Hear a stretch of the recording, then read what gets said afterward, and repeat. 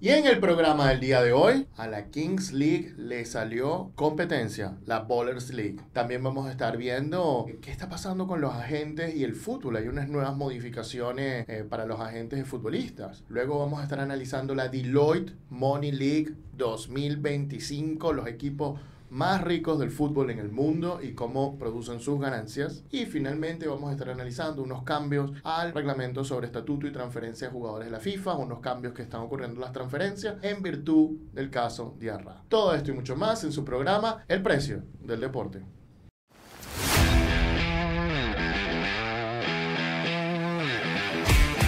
El Precio del Deporte, producido por Laurel.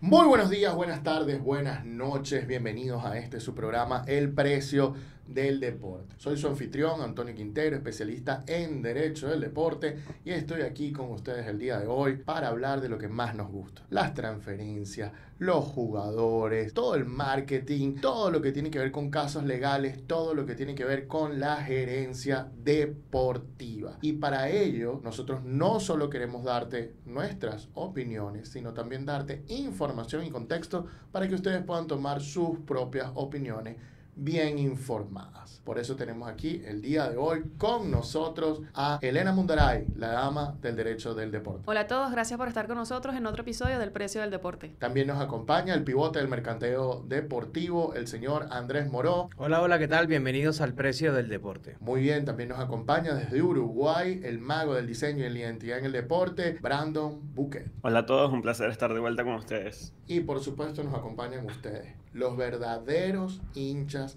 del deporte, los más fanáticos de los más fanáticos, los que quieren saber más allá de lo que pasa del terreno de juego. Muchísimas gracias como siempre por seguirnos, por estar con nosotros, y no se olviden que si este contenido les gusta, suscríbanse, denle like y comparten. Sin más ni más, vamos directamente a el primer tema del programa que nos los trae Brandon Buquet del día de hoy, y es Bowlers, esta competencia nueva que pretende hacerle la rivalidad a la Kings League. Cuéntanos un poco más de esto, Brandito. Llegó la Bowlers League, que es la competencia de la Kings League, un formato de fútbol entretenido, dinámico de 6 contra 6, que fue fundado en Alemania por los exjugadores Lukas Podolski y Matt Hummels. Y tras el éxito que consiguió en Alemania, ahora se anunció recientemente la expansión al Reino Unido y a Estados Unidos. ¿Y qué es lo que hace poderoso a este proyecto? Y es la participación de ex leyendas del fútbol, como influencers también o figuras mediáticas de las redes sociales. Y cada vez estamos viendo esto como más frecuente, y de allí surge una pregunta: ¿es que el fútbol tradicional como lo conocemos está muriendo o está mutando? Creo que hay una necesidad que es evidente de atraer a público joven, siempre lo mencionamos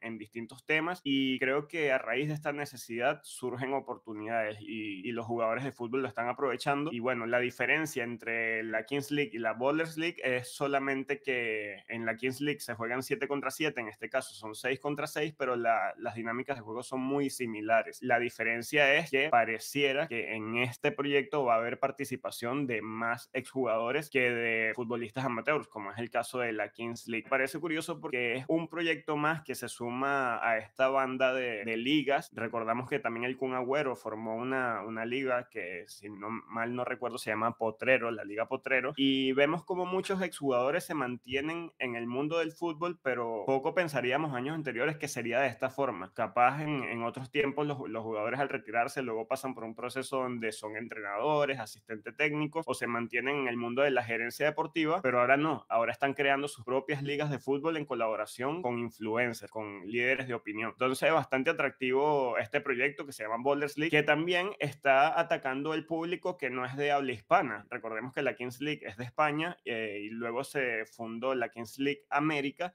Entonces este es un proyecto que abarca los países de habla anglosajona o alemana. Muchachos, no sé qué opinan ustedes al respecto de este nuevo proyecto. ¿Creen que le va a hacer competencia a la Kings League? ¿Creen que es un plagio? ¿Creen que en algún momento el fútbol se va a adaptar adaptar a estas nuevas tendencias o es solamente una moda? Bueno, Brandon, aquí hay muchas cosas por hablar y mucho por qué revisar, ¿no? Lo primero es que esto va hacia el mercado estadounidense, el más pudiente del mundo, y al mercado británico, el que más gasta y el que más genera también en el mundo del fútbol. Esto es muy interesante que se migren a estos lugares porque quiere decir que hay algo en el negocio que está produciendo, que está activo y que lo están viendo mucho. No coincido contigo de pleno por hablar de las nuevas generaciones nada más, porque acá también estamos usando muchos ganchos con exfutbolistas. Entonces también quieren hacer vínculos con generaciones anteriores que quizás ya no están tan entretenidas en el fútbol porque sus leyendas, sus ídolos de cuando se criaron ya no están. Por ejemplo, puede ser Ronaldinho, estos jugadores que están una línea un poco... Estos exjugadores que por supuesto ya se retiraron, que son leyendas de otras generaciones un poquito antes. Sin embargo, mezclas con nuevas audiencias como los youtubers, como el caso de Speed y toda esta gente que tiene una línea muy joven, que tiene un universo en las redes sociales gigante. Entonces es la complementación de varias generaciones. No creo que sea el final del fútbol, no creo que sea la mutación del fútbol, simplemente estoy viendo que hay gente que está viendo que aquí hay dinero, innovando un producto y simplemente están otros mercados desatendidos que los van a agarrar. No, eso sí, yo descarto que esto vaya a superar al fútbol tradicional y lo vamos a hablar más adelante en cifras, pero te dejo mi opinión por ahora. Yo quiero agregarte algo, Andrés, que no solo tiene que ver con... Tú dices que está tratando de atacar a un público de una mayor edad, ¿no? No un público joven, pero no solo tiene que ver con que lo está tratando de atacar por el hecho de que están aburridos del fútbol normal. No es que están aburridos del fútbol normal. Es que estos exjugadores todavía son una marca muy fuerte en la mente de muchísimas personas. Puedo decir que hay muchísimos jugadores en mi mente que yo valoro muchísimo más que jugadores de la actualidad. Y que si tú los pones a jugar a ellos, prefiero verlos que a los de la actualidad, pero no estoy aburrido del fútbol de la actualidad. Es simplemente que yo tengo una conexión con estos jugadores como tal. No lo veo como solo por el aburrimiento, sino también porque son una buena marca. Cuando tú hablas de un Ibrahimovic, que yo sé que no va a estar aquí, pero hablas de un Ibrahimovic, hablas de, por ejemplo, un jugador que a mí me late mucho es Roy Keane. Hablas de este tipo de jugadores, estos jugadores, oye, tienen una conexión sentimental con el fanático, una marca fuerte con el fanático todavía en este sentido. Mira, yo creo que hay varias cosas que evaluar. Primero, creo que es una combinación increíble de tener viejas figuras o de tener, oye, figuras que la gente en su mayoría conoce, como Ronaldinho, y además mezclarlos, juntarlos con jóvenes, con youtubers, con influencers, y justamente eso está llamando también a esta nueva generación. El que no conocía a Ronaldinho de esta nueva generación probablemente lo conozca, lo dudo mucho, ¿no? Es Ronaldinho, son palabras mayores. Pero, oye, te da una ventana más a otro tipo de negocio, otras cuestiones. Y como digo que hay que tener en cuenta que son diferentes hechos, diferentes factores, yo creo que Piqué, a quien le guste, a quien no le guste, abrió también una brecha, abrió una ventana a un modelo de negocio que mucha gente está copiando ahora. ¿Será bueno? ¿Será malo? ¿Lo copiarán? Ya los números y el tiempo nos los dirá. Pero, oye, yo creo que se abrió una brecha importante y mucha gente se está dando cuenta y algo bueno tiene que haber. Influencers, viejos jugadores, dinero. Entonces, oye, algo se está moviendo con esto, ¿no? Sí, muchachos, y yo creo que esto es como una fórmula que ha funcionado demasiado. Yo creo que los públicos del streamer y el público del futbolista se complementan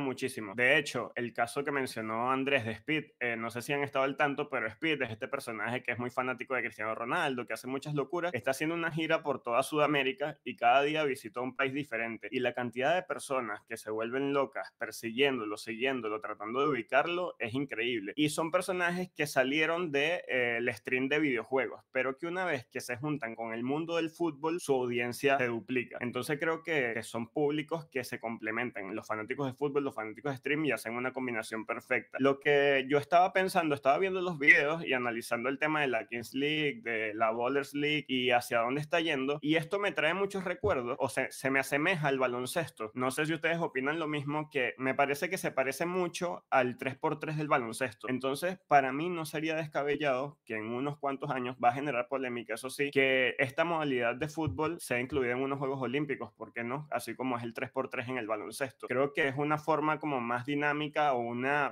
variante del fútbol, pero capaz, a mí no me sorprendería que el fútbol tradicional, como lo conocemos, cree sus equipos de minifútbol, de 6 contra 6 o de ex leyendas, que ya se hace mucho. No sé si al nivel de los Juegos Olímpicos, pero creo que podría institucionalizarse. Cuando el fútbol o las grandes grandes empresas ven que hay un mercado que está desatendido y te lo están robando, ahí empiezan a sonar las alarmas. Así que a mí no me sorprendería que se cree un 6x6 de los clubes más importantes del mundo, ¿no? Bueno, Brandon, ahí veo que te arrepentiste al final de lo que estabas diciendo, ¿no? Al comienzo y que no, bueno, yo creo que va a llegar a ser de los Juegos Olímpicos. Bueno, no sé si tan grande como los Juegos Olímpicos. Es muy difícil que llegue a los Juegos Olímpicos porque hay mucha política involucrada. Primero, que la reina del fútbol dentro de los Juegos Olímpicos se llama la FIFA. Y si la FIFA no hace algo para esto, no van a estar. Pero fíjate que FIFA no quiere competencias a su mundial. Tanto es así que unos Juegos Olímpicos ellos nos dejan que se hagan con jugadores profesionales, sino solo 3 jugadores profesionales. Imagínate tú, ni siquiera llega todo el plantel de jugadores profesionales. Entiendo lo que tú quieres decir de que esto es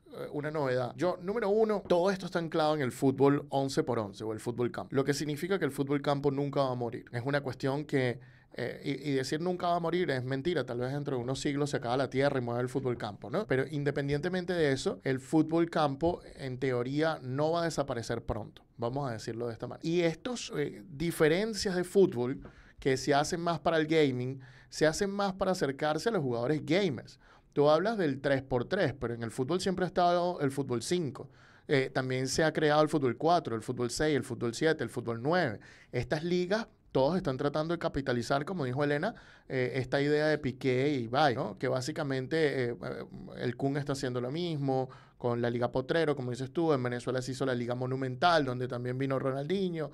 En otros sitios se está tratando de copiar este modelo porque es básicamente una distorsión del fútbol y llevarlo a un modelo más gaming, con interacciones, con el público. Pero esto, ¿a qué audiencia, dónde está realmente funcionando? En las audiencias jóvenes, en las audiencias mayores no está funcionando. La persona que ve fútbol sigue viendo fútbol normal, de campo, ni siquiera ve fútbol sala. Si la discusión entre fútbol masculino y femenino es una discusión sumamente fuerte, donde se está desarrollando el fútbol femenino, está empezando a ganar vistas, pero no en todas partes del mundo. El seguidor de deporte, especialmente el que ya tiene más de 30 años, 35 años, es una persona que le gusta lo que conoce, le gusta lo tradicional, lo clásico.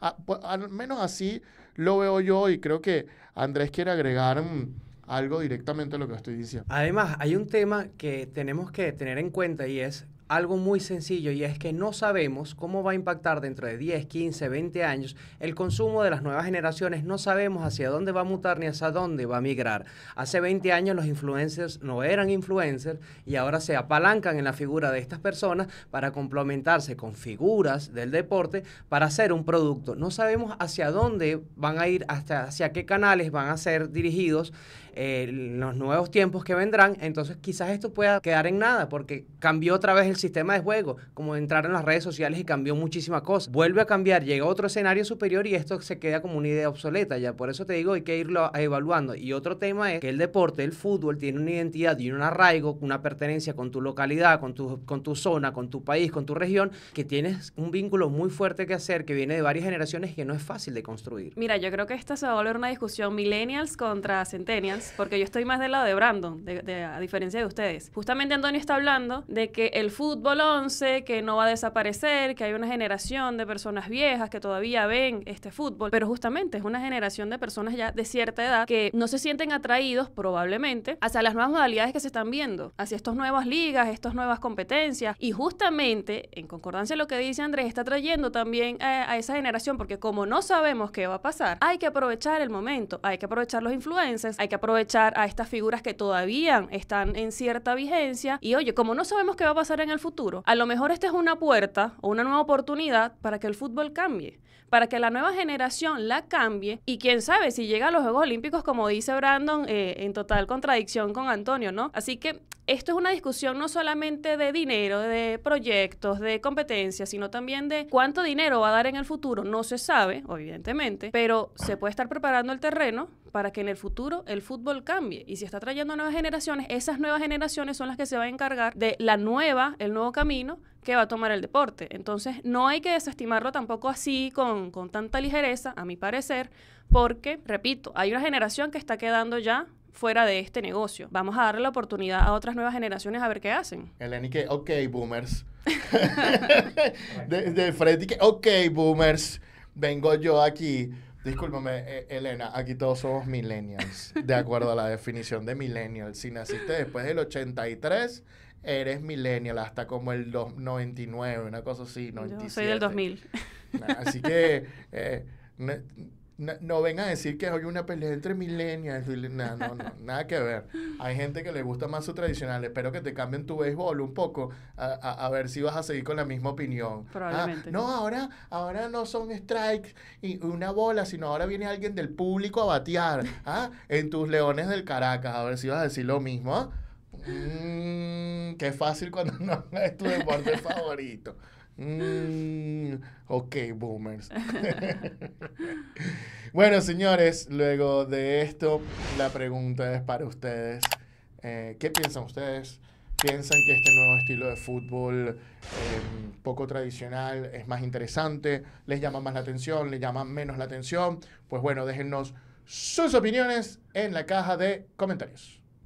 Vamos al segundo tema del día de hoy, que justamente nos los trae la niña OK Boomer, Elena Mundaray, que nos va a comentar un poco de los cambios que están ocurriendo en los reglamentos agente para futbolistas. Y creo que es importante mencionarlos el día de hoy. Elena, cuéntanos un poco más de esto. ¿Estás pensando en ser agente de fútbol y tener una licencia por la FIFA? Bueno, quédate que esta información te interesa, ya que hubo cambios y enmiendas en el reglamento de agentes de la FIFA. Ahora bien, antes de empezar a hablar un poquito sobre este cambio, que es uno en específico, vamos a hablar sobre el contexto, ¿no?, en el que se encuentra este reglamento, porque desde que salió, desde su vigencia en el 2022, ha tenido una en contra grandísima. Han habido demandas en contra de este reglamento en Alemania, en Suiza, en España, en Italia. Hubo un caso en el Tribunal Arbitral del Deporte justamente porque muchos consideraban que este reglamento incumplía cuestiones de competencia, que se reafirmaba la posición dominante de la FIFA, que contrariaba ciertas cuestiones de derecho de competencia, y aún siguen muchas demandas en contra de este reglamento, específicamente una que suspendió parte del reglamento. Pero entre toda esta situación que está pasando, la FIFA a partir de este año tiene una nueva modificación que afecta justamente a los nuevos agentes, porque específicamente regula cómo será el próximo examen para que presenten los agentes de futbolistas. Esta circular, que salió el 13 de enero de este año, la circular 1919, comunica cómo va a ser el nuevo examen, el examen de este año. Recordando que ahora, a partir de 2025, solamente se va a presentar un examen por año. En el 2023 y en el 2024 se presentaron 2 exámenes. En el 2024 se presentó en mayo y en noviembre. Y a partir del 2025 solamente se va a presentar un examen. Y justamente el cambio en la reglamentación es con respecto a la modalidad de la presentación del examen. En los años anteriores, el examen se presentaba en la sede de la federación o donde disponía la Federación Nacional para que los agentes pudieran acercarse y presentar el examen en una sede física en específico. Ahora, esto incrementaba obviamente también los costes, porque la FIFA le dio el derecho a las federaciones nacionales a que pudieran cobrar un dinero justamente para cubrir los gastos que generaba hacer la presentación de este examen en sus sedes. Ahora, ¿qué hizo la FIFA? Al modificar el artículo 6 justamente que regulaba esta situación, bueno, que ahora el examen se va a presentar online, desde la comodidad de tu casa. Esto obviamente para reducir los costes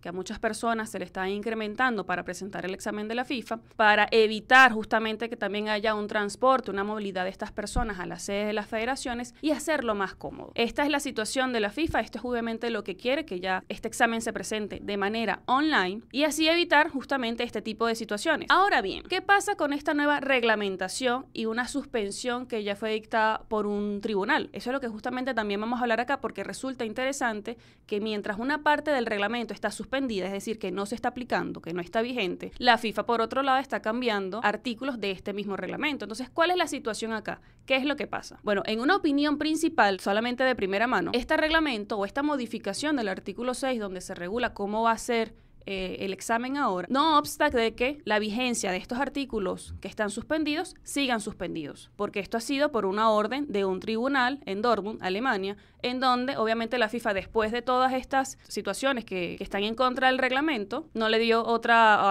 alternativa que suspender mundialmente la aplicación de esos artículos que están siendo demandados. Así que, por una parte, los artículos todavía siguen suspendidos, pero por otra parte, obviamente, el examen continúa, los requerimientos para ser agente continúan y obviamente la presentación para ser agente continua, que ahora será en mayo de este año. La quinta oportunidad que tienes para convertirse en agente. Wow, Elena, qué cantidad de información.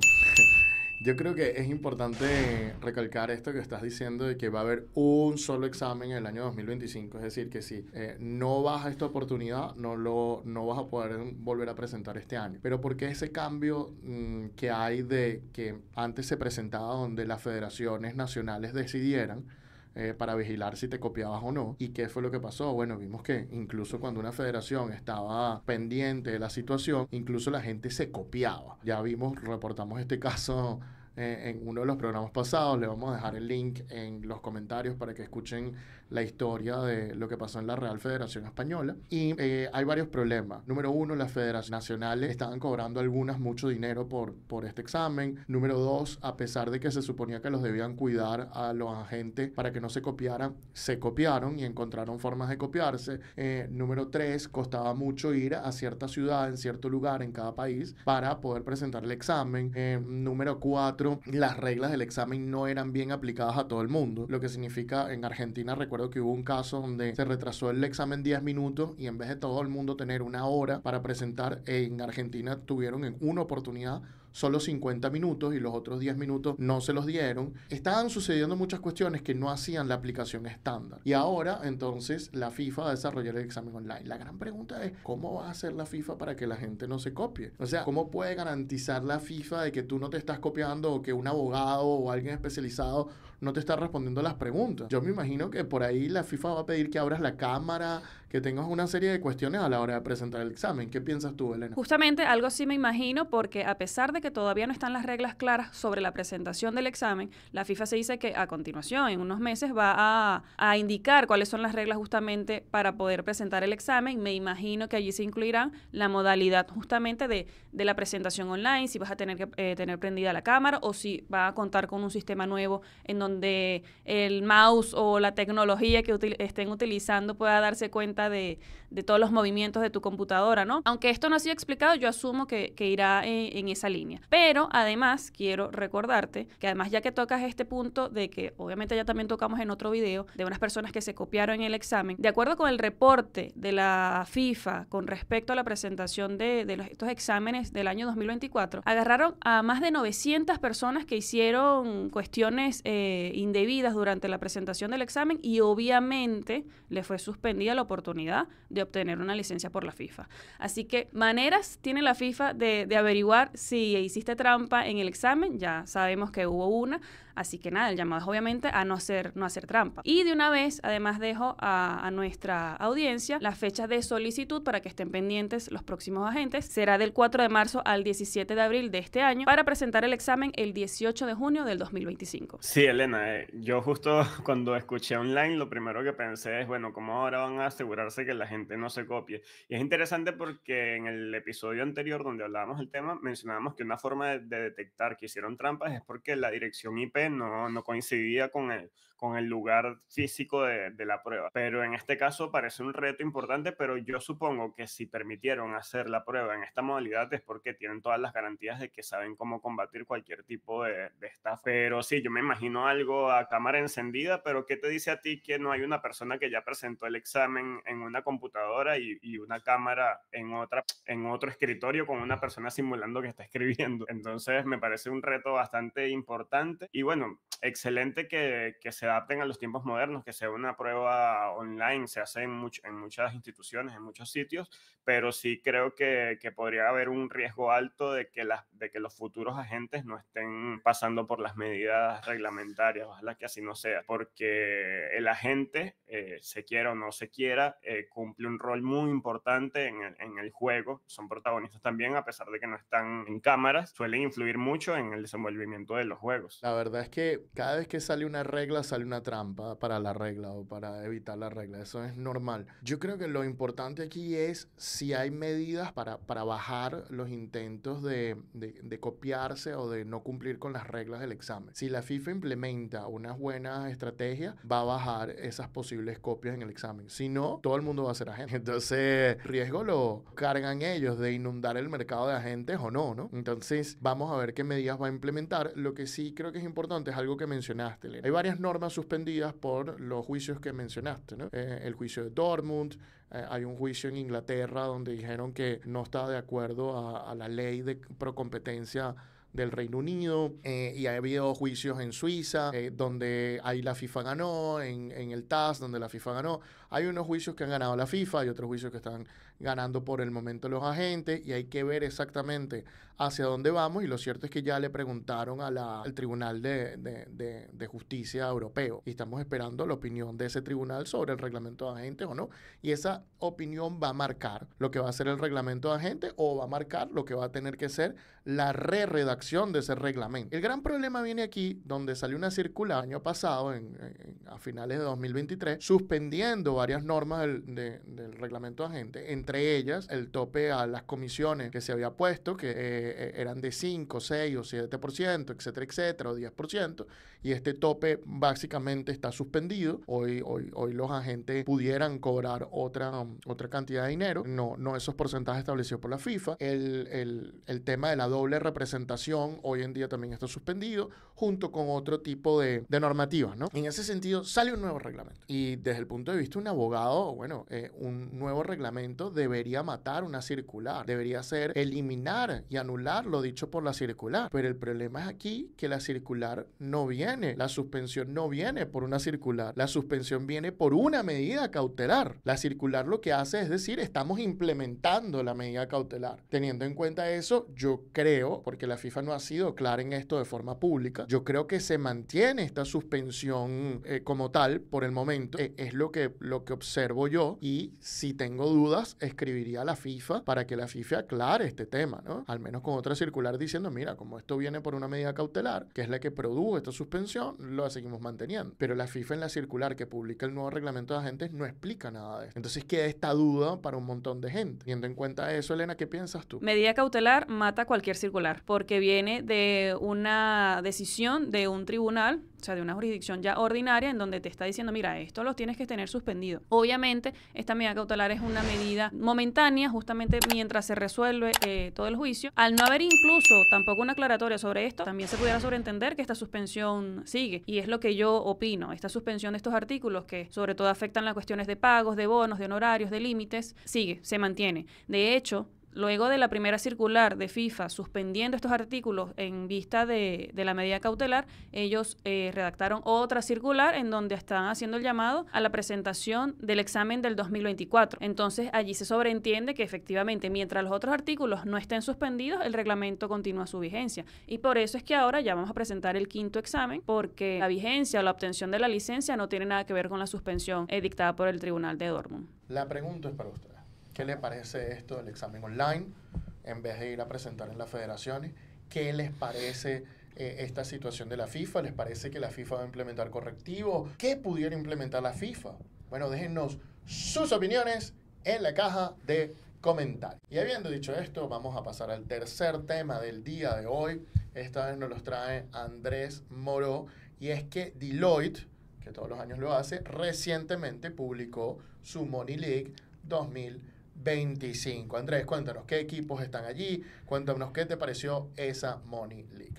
Te puede gustar o no, pero Florentino lo volvió a hacer. Y es que el Real Madrid se convirtió en el club que más ingresos generó durante la temporada 2023-2024, según el informe Football Money League de la empresa consultora Deloitte. No solo se quedó Florentino con esto, sino que además es el primer equipo en la historia que genera ingresos por más de 1.000 millones de euros. Esto según los informes de esta consultora, de esta empresa, que esta fue su 28ª edición de Estudiando el Fútbol, de los principales equipos que logran obtener los mayores ingresos durante una temporada, durante un año calendario, en el que además ha variado mucho en comparación del año pasado. Esto lo vamos a tocar un poquito más adelante, pero en la lista con 30 clubes tiene 15 equipos de la Premier League, 3 equipos de España, pero hay una novedad que ocurrió este año. ¿Qué pasó? Llegó un equipo de Brasil y es el Flamengo. Estamos diciendo que el equipo de Brasil un equipo brasileño está compitiendo directamente con las top ligas más importantes del mundo. Vuelvo a hablar un poco más sobre la edición de este informe. Es la 13ª vez que el Real Madrid ocupa el primer lugar entre los ingresos más altos. Es el equipo que más veces ha logrado obtener más ingresos desde la temporada 96-97, que es cuando empezaron a hacer este informe, un informe que habla de cómo los equipos de fútbol obtienen sus ingresos y los dividen en tres: en los derechos televisivos, en los acuerdos comerciales o patrocinios, o lo que ellos llaman Game Day o día de partido, que además involucra a todo lo que lleva a un partido de fútbol, más allá del ticketing, más allá del merchandising, de las camisetas y todo esto. Pero hay una variedad en comparación con los años anteriores, y es que es la primera vez que los acuerdos comerciales están por encima de los derechos de televisión en estos 30 equipos que analizó la Deloitte este año. Y es que 44% de los ingresos que obtuvieron los equipos en general vienen a través de acuerdos comerciales, mientras que el 11% viene a través del Game Day y, por supuesto, en el segundo lugar, los derechos televisivos, que se dieron el protagonismo por primera vez que se realiza este informe. No sé cómo están viendo ustedes, hacia dónde se está dirigiendo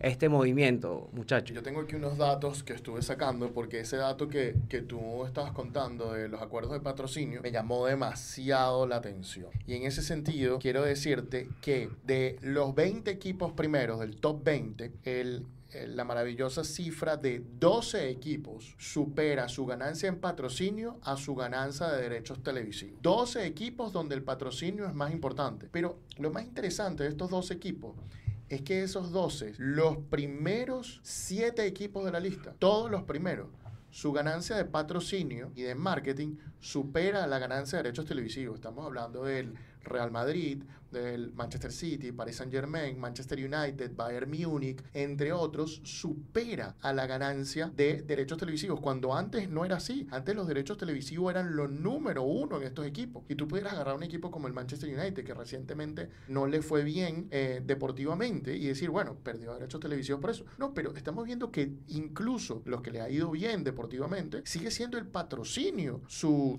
forma de ganar más dinero de ese top 20, no del top 30, porque los últimos 10 no los desglosan bien en la Money League. Y luego podemos ver que estos 8 equipos, que son el Arsenal, el Atlético de Madrid, el Milan, el Inter de Milán, el Newcastle, el West Ham, el Aston Villa o el Olympique Marseille, todos esos equipos viven más de los derechos televisivos que del patrocinio. Entonces, esto me llamó muchísimo la atención, porque está cambiando entonces el modelo de negocio. Porque antes tu modelo de negocio se basaba fundamentalmente en la transmisión televisiva, y hoy tu modelo de negocio se basa en las actividades de marketing. Y esto es un cambio importantísimo, porque los equipos estaban buscando cómo incrementar la torta, y entendieron que el incremento de la torta iba por el marketing, por segmentar más, por hacer más activaciones, por buscar más cuestiones. Entonces, sí, fíjate tú que el fútbol europeo está demostrando que los derechos televisivos no son todo, más que el tener una buena marca sí lo es. ¿Cómo lo ves tú, Andrés? Bueno, una de las cosas más interesantes que dice el informe de Deloitte es que hay más de 300 proyectos en clubes de todo el mundo que están trabajando para ampliar y modificar, refaccionar y expandir sus estadios,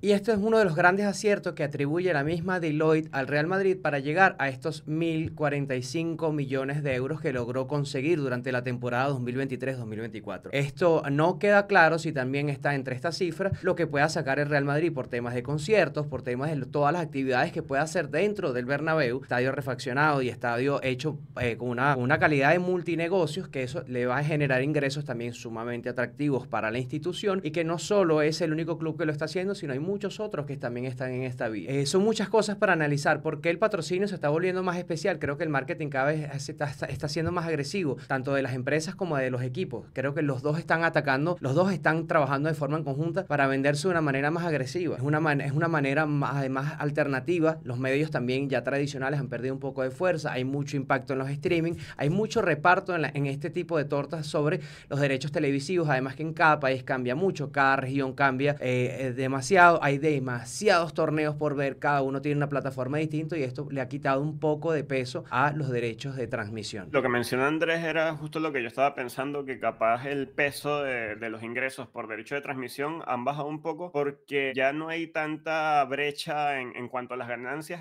Cada año como que se ha buscado que los equipos chicos como que tengan una parte de la torta también, que no sean solo los equipos grandes, y creo que eso, sumado a que ahora la exclusividad de transmisiones ha variado con la llegada de los streamings, capaz esto hizo que los equipos vean, bueno, ahora vamos a diversificarnos y vamos a conseguirnos y enfocarnos en otras entradas de dinero. Y otra cosa que me llama la atención de esta lista, si bien no sorprende mucho el caso de Real Madrid, Manchester City, el United, que son equipos mundiales, más que conocidos a nivel mundial, me llama la atención la presencia de equipos como el West Ham, Aston Villa, Fulham, Crystal Palace, que deportivamente tú dirías que no están en los primeros de la lista, pero que económicamente están bien posicionados. Entonces eso te habla es una gestión exitosa. Igual el mismo caso del Fútbol Club Barcelona. El Club Barcelona últimamente tiene una fama de que económicamente no se están administrando bien, y fíjate que están en el sexto puesto. Entonces estamos viendo que se está jugando otro partido. Entonces habrá algunos clubes o instituciones que no les estará interesando tanto el tema deportivo y están enfocados más en ser un equipo próspero económicamente. Yo te explico un poco lo de la Premier rápidamente y un poco lo de los derechos televisivos. Lo de la Premier es que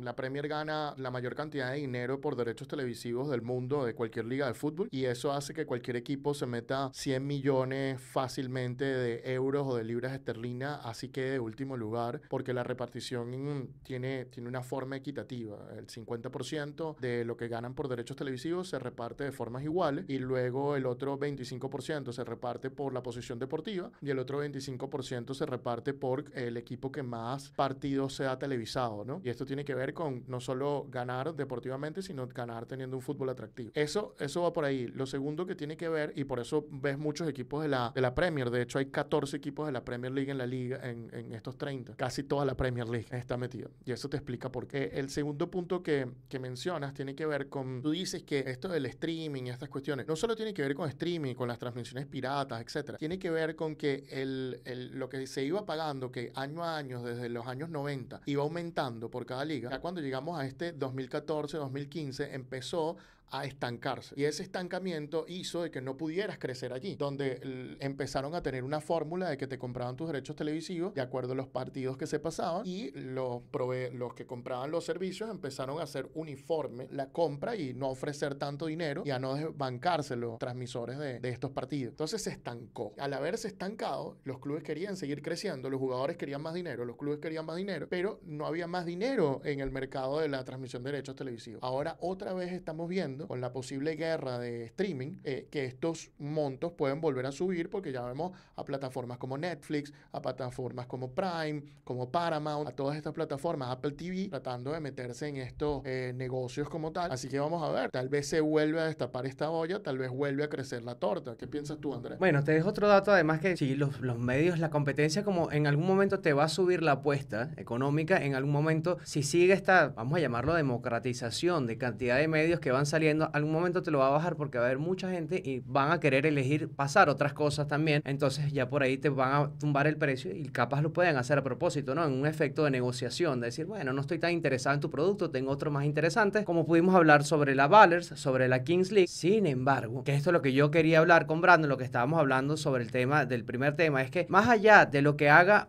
una liga aficionada, una liga con streamers, una liga nueva, innovadora, con muchas cosas, el informe de Deloitte te dice que el volumen de estos 30 equipos que analizaron dejó ingresos por más de 11.200 millones de dólares, un crecimiento del 6% en comparación con la temporada 2022-2023. Esto es un monstruo de generar dinero, esto es una máquina de generar dinero, que muy pocas cosas lo pueden hacer de esta manera. Y me llama la atención que aparezca un equipo como Flamengo, que produjo hasta 192 millones de euros, se metió en el puesto 30, entró como colista de los 30 primeros del mundo, pero estamos hablando de que es el único equipo sudamericano, es el único equipo americano en sí que está ahí, que no pertenece ni siquiera a las 5 grandes ligas de Europa, y que además es la segunda vez que sale en este listado, porque en el 96-97 salió, y además Corinthians también salió 2 veces, tanto en la 2014-2013 o 2013-2011 y 2011-2010. Los brasileños a cada cierto tiempo te están diciendo, te están amenazando, nosotros queremos competir con los más grandes del mundo y estamos preparados para ello, tienen un país con una economía muy grande, vamos a ver si en algún momento lo pueden hacer. Mira, te corrijo el dato de Corinthians en 2011, 2012 y 2012-2013. Sí.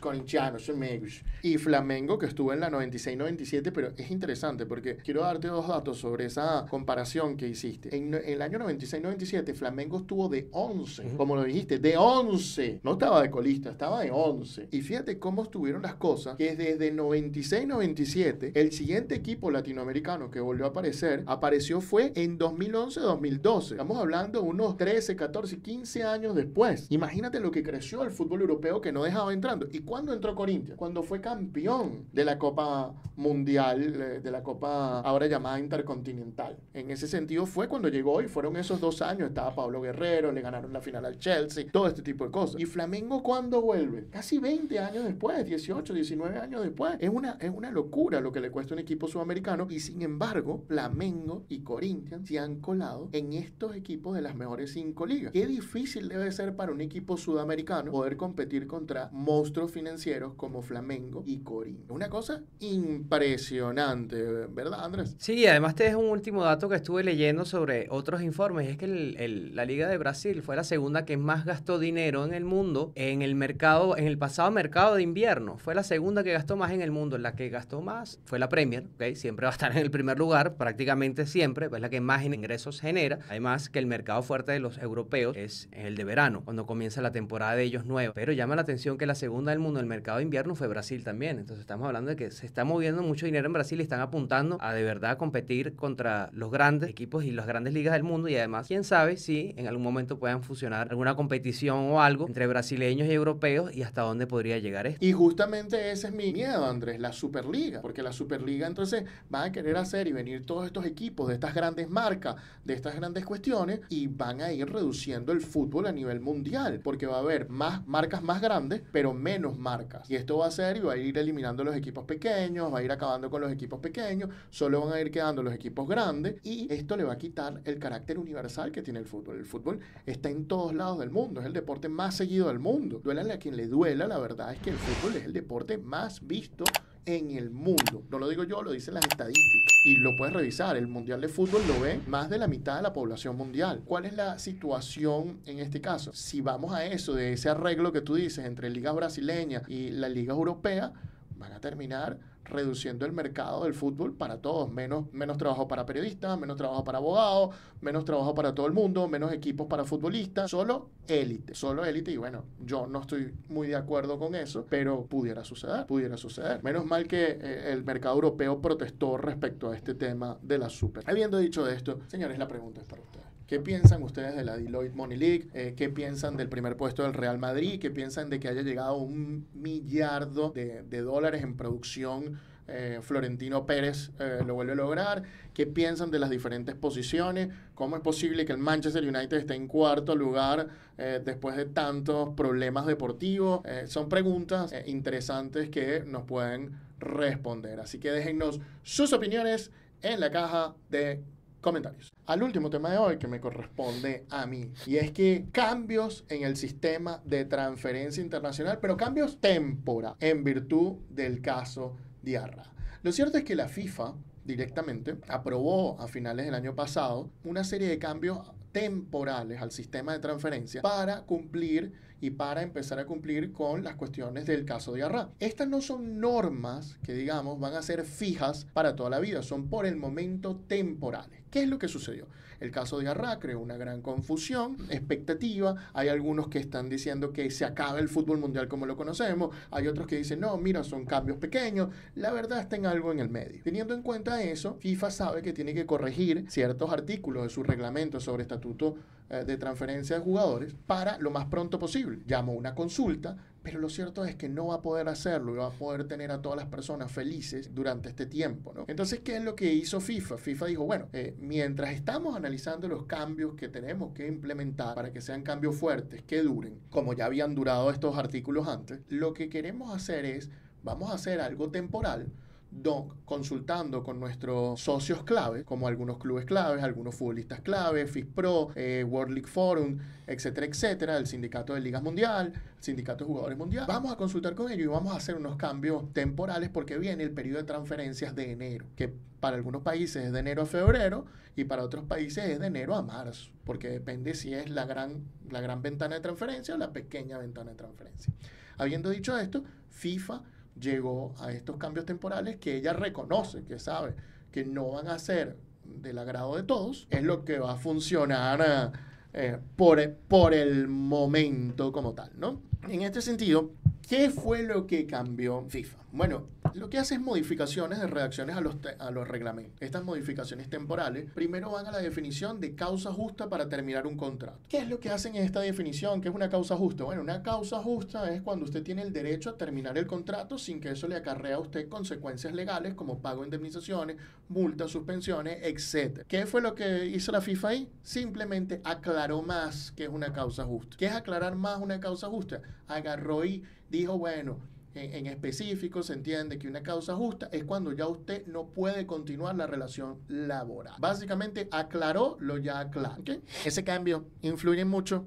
Yo no veo que influya en nada. El segundo tema que es importante aclarar es el tema del daño. Entonces, bueno, cuando ocurre una ruptura en virtud de una acción ilegal de alguna de las dos partes, sea club o sea jugador, hay que pagar unos daños. Esos daños se calculaban de una manera que el caso de Arra dijo, mira, no me gusta cómo los calculan. Entonces busquen una mejor forma de calcularlo. Entonces la FIFA se apegó a lo que se llama el interés positivo. El interés positivo, yo entendía siempre sus consecuencias, pero fue gracioso que ayer investigando por fin pude entender, digamos, la naturaleza del artículo. Y es difícil explicar qué es el interés positivo, pero lo vamos a hacer contando qué no es el interés positivo también. Entonces, el interés positivo es que cuando se rompe un contrato, los daños se van a pagar como si se estuviera restituyendo a la parte lesionada del contrato al nivel que estuvo que estar en virtud de si se hubiera cumplido el contrato. Es decir, si yo debí tener $100 más por el cumplimiento del contrato, la otra parte me tiene que pagar esos $100 a mí porque es donde yo he debido estar por su ruptura ilegal. ¿Ok? Ahora bien, para entender esto más, veamos qué es el interés negativo. El principio del interés negativo en daños, ruptura y daños contractuales significa como si nunca se hubiera celebrado el contrato. Básicamente es cuál es la posición en la que estarían ambas partes si no se hubiera celebrado el contrato. En conclusión sobre este punto, ¿qué quiere decir esto? Bueno, señores, esto quiere decir que si a usted lo despiden de su trabajo como futbolista o si usted se va de un club, la indemnización va a ser el daño que usted le haya causado tanto al futbolista o al club según corresponde. ¿Qué significa esto? Que si yo le causé un daño al club y soy un futbolista, el club va a tener que demostrar el daño que yo le causé y yo voy a tener que indemnizar hasta esa edad. Lo mismo pasa con el futbolista. Si yo como futbolista sufrí un daño, el club me va a tener que indemnizar ese daño. En el caso de futbolista es mucho más fácil verlo, porque si yo te despido, ¿cuál es el daño? Bueno, los salarios que dejaste de cobrar, más las otras cosas que dejaste de cobrar de aquí al final del contrato, entre otras cuestiones. Tú puedes demostrar un daño mayor a ese, por supuesto que también va a funcionar. Esta es la primera medida. Elena, ¿qué piensas tú al respecto? Mira, no sé qué te parece a ti, pero a mí estas adiciones que se hicieron en estas normativas que así sean momentáneas, me parecen acertadas. De hecho, una de las cuestiones que dice FIFA es que estas regulaciones pudieran ser definitivas o pudiera que se quiten, pero justamente en reuniones con los grupos de interés se ha llegado al acuerdo de que momentáneamente sea así. No sé qué te parece a ti, pero a mí por lo menos con respecto al artículo 14 y la explicación de causa justa, me parece muy bien, me agrada la idea de que ya esté codificado de una vez este artículo. Si bien la FIFA dice que en la práctica evidentemente no cambia estas cuestiones de las causas justas, recuerdo que obviamente en nuestras demandas, cuando hacemos este tipo de reclamaciones con cuestiones de causa justa, explicamos qué es una causa justa y acudimos a jurisprudencia, a decisiones, para demostrar cómo nuestro caso concuerda con este concepto de causa justa. Pero ahora que ya esté codificado, que esté en el reglamento y la misma FIFA lo dice, esto no cambia en la práctica, pero es para familiarizar a las personas que no estén acostumbradas a esta regulación. Entonces, oye, que ya este tipo de cuestiones estén codificadas, estén reguladas, es lo que me parece acertado, porque muchas cuestiones quedaban en duda, muchas cuestiones no quedaban claras, y bueno, tenemos el caso de Arrano que nos está encauzando justamente a que estos reglamentos sean cada vez más específicos y sean de mejor aplicación. A mí me quedó la curiosidad del caso supuesto de que la parte afectada sea el club. ¿Cómo compensa entonces el jugador al cuadro? En ese sentido, ¿tendría que devolver el dinero que se le fue pagado en su instancia en esa institución? ¿O simplemente queda como sin efecto el contrato y en el momento en el que se desvincula ya el club no tiene por qué pagarle el salario al jugador? En ese caso me parece que saldría muy bien parado el jugador y creo que se prestaría para que cualquier jugador pueda ir a otro club así como así. Creo que debería haber una responsabilidad más fuerte. ¿Cuál es en ese caso en el que el jugador sea el que quiera dejar sin efecto un contrato, ¿cómo le devuelve o cómo recompensa al cuadro, a la institución en este caso, Antonio? Si el jugador es el que se quiere ir, la única forma de que se pueda ir el jugador es que se acuerde de mutuo acuerdo la salida, que haya una cláusula de rescisión pactada, la cual todavía es válida. La sentencia del caso de Arrá no se metió con las cláusulas de rescisión pactadas, o básicamente que el jugador tenga un motivo que sea una causa justa para terminar el contrato y no tener que pagar. Esas son sus 3 vías, no hay más vías. Si el jugador no tiene una causa justa, el club no lo quiere dejar ir y no hay una cláusula de rescisión, el jugador no se puede y punto, tiene que cumplir el contrato. Si el jugador se va a pesar de todo eso, ¿cómo va a indemnizar al club? Dificilísimo. No hay ni ha habido una forma estándar de calcular los daños. Tenemos el caso del Heart of Midlothian, que es el caso Webster, donde el jugador solo tuvo que pagar salarios, pero tenemos otros casos como Matusalén, que estableció una fórmula distinta, el caso de Sanctis estableció una forma distinta. Siempre hay una forma distinta. Hay unos que han hablado del valor de mercado, hay unos que han hablado de las inversiones que se han hecho el jugador, los pagos a gente, y hay que indemnizar todo eso, amortizado durante el contrato del jugador, más los ahorros que el jugador ha producido. Hay muchísimas fórmulas y de ahí viene el problema. Por eso el caso de Arrá, porque no se puede saber esta ruptura. Actualmente tampoco se puede saber y le depende al abogado del club que tenga que armar un caso y justificar, mira, yo perdí aquí, perdí aquí, perdí aquí y esto sale X cantidad de dinero. Y va a depender de las consecuencias, circunstancias en específica de ese caso poder hacerlo. Pero en este momento, pura creatividad del abogado demandante y pura creatividad del abogado defensor para ir rebajando esos daños a pagar. Pero no hay otra forma. Sin embargo, siguen habiendo presiones para que los jugadores no se vayan con facilidad y este es el segundo cambio importante que hace la FIFA, que tiene que ver directamente con que antes, si un jugador rompía el contrato y se iba a otro club, se presumía automáticamente que el otro club lo había inducido a romper el contrato. Cuestión que el caso de Arrá encontró ilógica, que tenían que haber pruebas. Entonces cambió la mecánica. Y esta nueva mecánica me agrada. Me agrada la solución temporal que le dieron. Me agrada y me gustaría que fuera más estricta en el futuro, porque me parece muy interesante, ¿no? Existe lo que se llama el periodo protegido. El periodo protegido es un lapso de 2 o 3 años, según sea la edad del jugador. De menos de 28 años es de 3 años, de más de 28 años es de 2 años, donde si se rompe el contrato, te tocan sanciones disciplinarias, tanto al jugador que rompe el contrato como al club que adquiere al jugador que rompió el contrato de forma ilegal, es decir, sin causa justa. Teniendo en cuenta esto, antes se establecía que si tenías al jugador, tú también estabas sancionado. ¿Cómo te sancionaban? 2 o 3 periodos sin fichaje. Básicamente esa era la sanción estándar y el jugador de 4 a 6 meses suspendido como tal. Ahora bien, ¿qué cambió aquí? Cambió que para imponer esta sanción hay que demostrar, principalmente del club que adquiere al jugador, que ese club indujo al jugador a romper el contrato. Ahora bien, demostrar que un club indujo a un jugador a romper el contrato es dificilísimo. Es una prueba casi diabólica, imposible de cumplir, porque tú tendrías que tener las conversaciones entre el club y el jugador de manera tal que puedas probar que sí, que el jugador fue el que pinchó al jugador. Vente conmigo.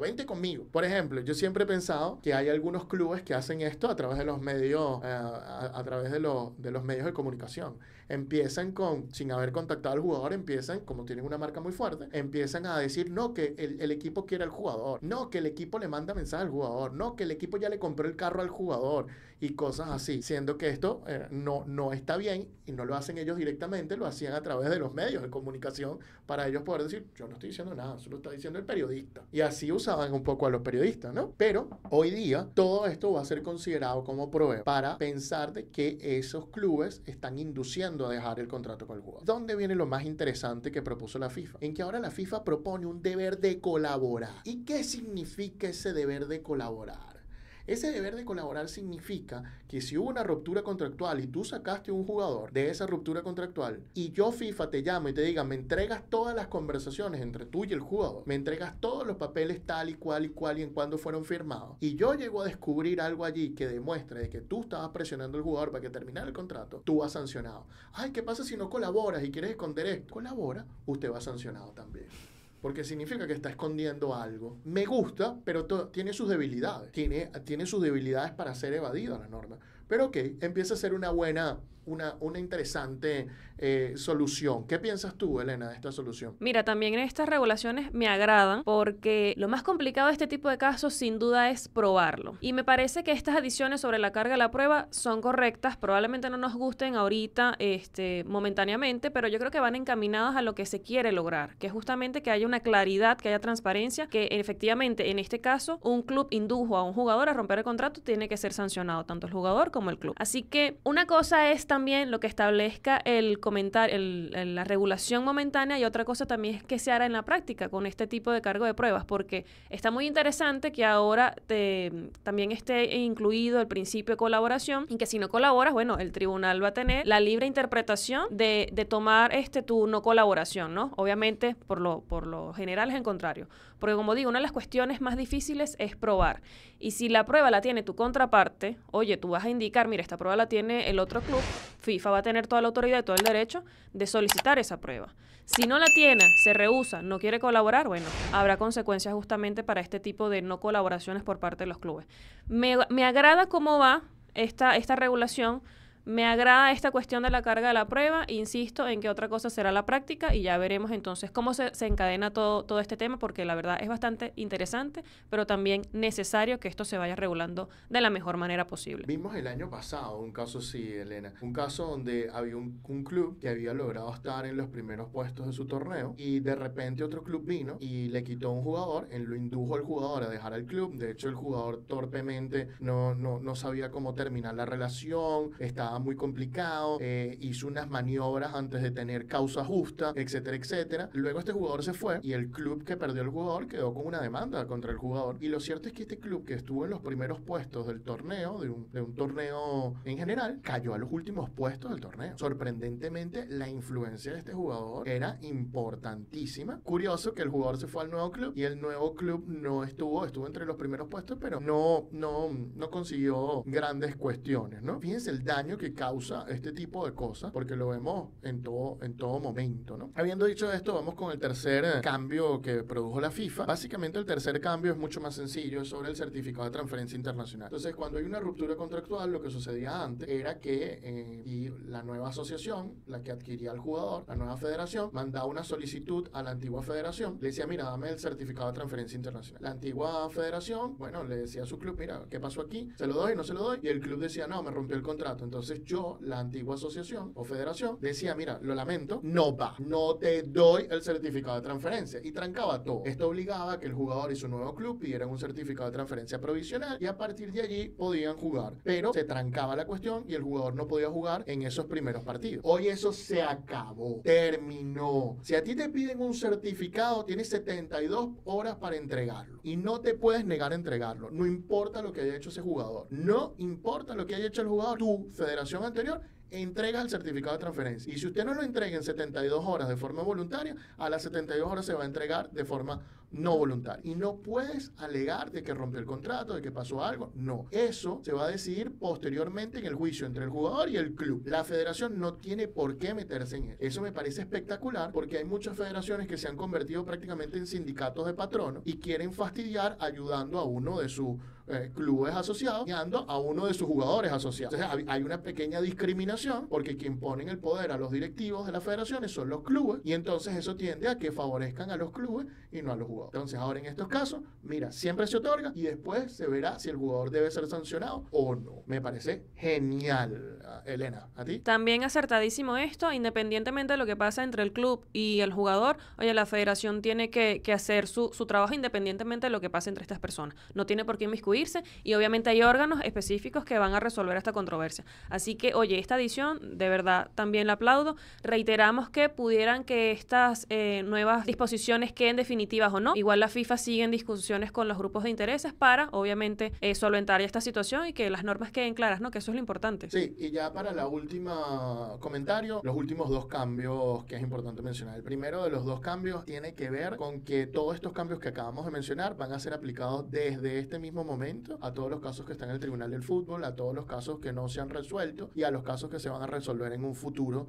mientras dure esta regulación temporal. Y el segundo fue que esta circular de diciembre recordó de que todas las sanciones disciplinarias en virtud de estas rupturas contractuales están suspendidas por la Comisión Disciplinaria de FIFA temporalmente, lo que significa no que no van a continuar suspendidas o se va a eliminar la suspensión, sino que temporalmente suspendida. Cuando se levante esa suspensión de las sanciones, volverán las sanciones que ya hayan sido impuestas, se impondrán las que todavía no han sido impuestas.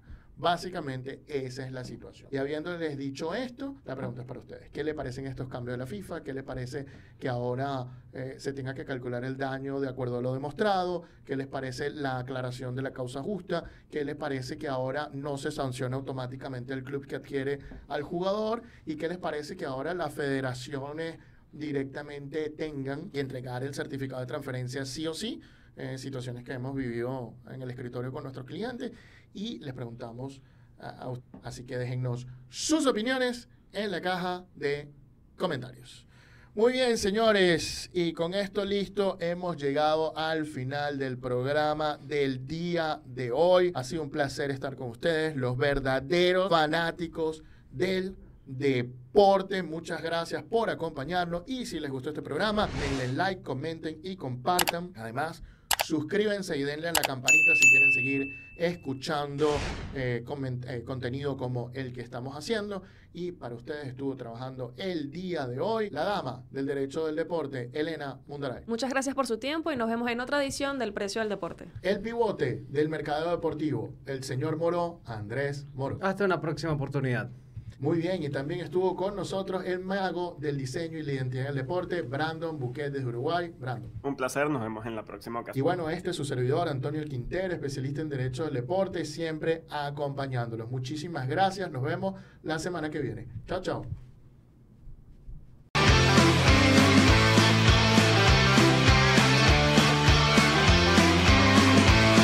El precio del deporte. Producido por Laurel.